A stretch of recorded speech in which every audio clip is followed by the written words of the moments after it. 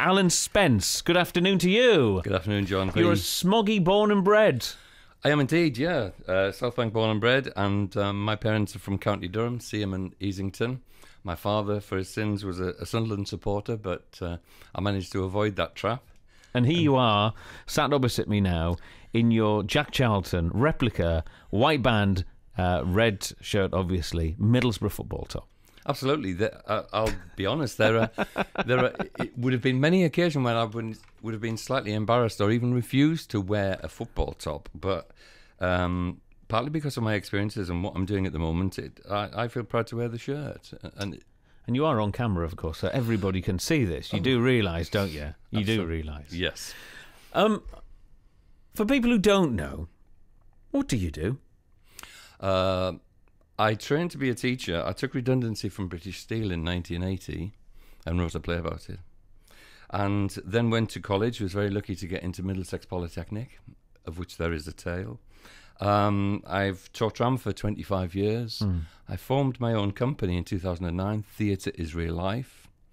And I've been writing plays ever since, and the next one is on at Teesside University in December. And it's called? The Boro's 37 Minutes, because we were that close to going out of business. So a lot of what you write about is local. I think so. I mean, some people say you should write about what you know. Some people say you should get away from what you know. I've certainly been inspired by, I mean, the first play, Nowt like this in America, which was about the steel strike, I was as involved as the average person.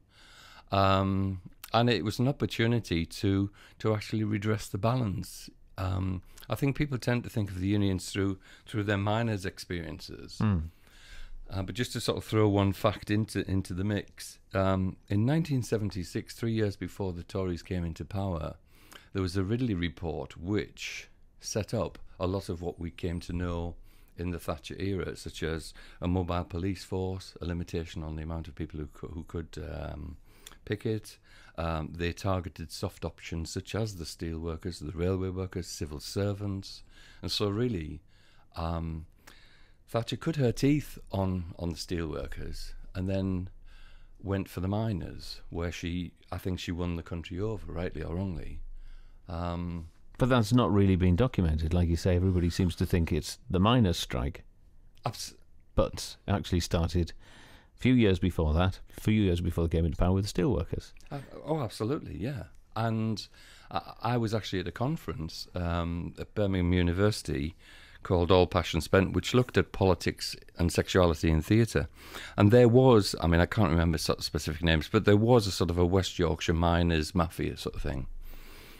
And there was a discussion at this forum, and I put my hand up and I said, you know, were you aware of the factors, what I've just mentioned to you, about the whole thing was set up, and certainly the steel workers suffered and have now been forgotten about. And the reality is, whether you like it or not, Mrs. Thatcher allowed the coal miners to dig themselves into a very big hole, if you excuse the pun, so they were able to stockpile the coal, and then they starved the miners out of existence. That's what, I mean, you know, that's what a lot of people at the time thought. It was a fight to the death. Absolutely. When you look at the history of 84, 85, it was a fight to the death between Thatcher on one side, Scargill on the other. And Scargill knew it at the time, but I don't think a lot of the miners knew that Thatcher had actually stockpiled all of this stuff up and was ready for the fight. Oh, absolutely. Before probably Scargill had even thought about it, before Scargill decided he would take Thatcher on, before, you know, he knew. She'd already got it all in place. Very clever. Well, whether you like it or not, I mean, they fell for the three-card trick, you know, which, and as they did over the Falklands, but that's another story.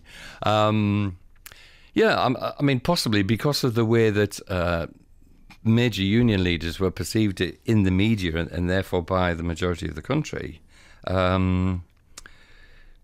Scargill just couldn't resist it, you know, because I suppose because he was fighting for his credibility within, say, the Labour movement as well as the country, he couldn't resist it, and he played it for all it was worth, rightly or wrongly. I mean, that said, he was a very powerful, emotive speaker, and a lot of what he said you couldn't I personally couldn't disagree with. But it's always being wiser after the fact, isn't it? But you saw that this hadn't been documented.